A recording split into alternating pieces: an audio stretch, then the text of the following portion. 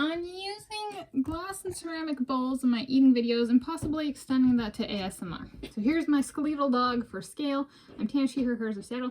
And this is a Wednesday video. It's a Wednesday, 29 October 2025. And I have a bowl of rice Chex with 2% milk and a sweet and low packet. And I've used different bowls in my videos. And I was like, why don't I actually showcase and talk through kind of my mentality. And I haven't actually used any of these bowls, if I'm recalling correctly. I'll link in the video description to my Eating ASMR playlist. But I haven't used any for those yet. And I was thinking through, partially that's been, well, what bowl am I going to use? And so I've used the bottom one, which is ceramic, this middle one that's ceramic, and the top one that's glass. And I'm like, instead of like just talking at you, why don't I show you why? So can you see the cereal throughout the bowl currently with this bottom bowl? No? Can you see it through the white bowl? So we got the brown bowl already. This is the white bowl. No. Glass. Can you see the cereal now? Yes? Good. Okay. So when I'm speaking, that's fine. And if I'm, emphasizing certain points and I might want to emphasize the talking, then ceramics are great. Ceramics can kind of give a kind of a fine dining feel to something as well. And I can kind of hold it in my hand and my hand isn't obstructing the view. Versus like with this one, if I hold it like this, my hand is obstructing the view through the glass. So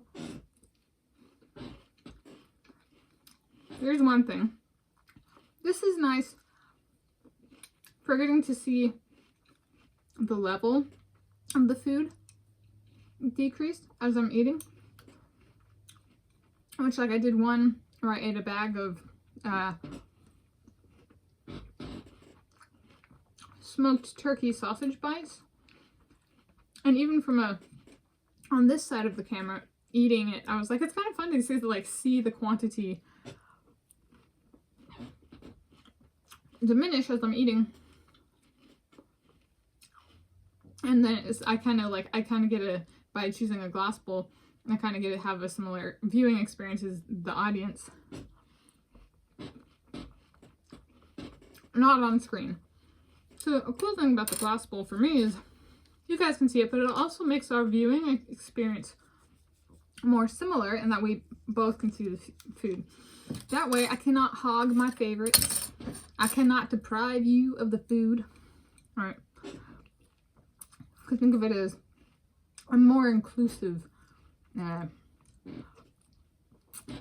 material type.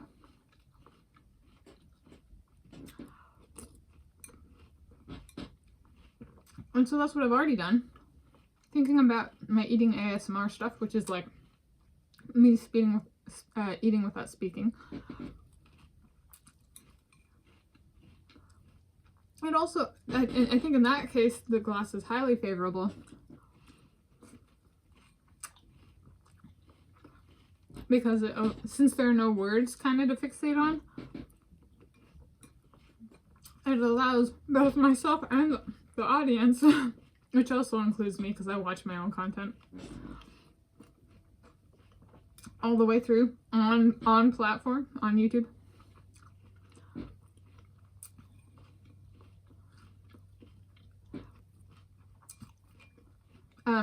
It allows for there to be a balance between the food I'm eating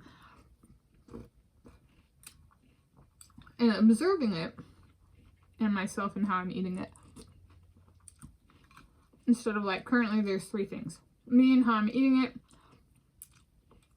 the food, and what I'm saying.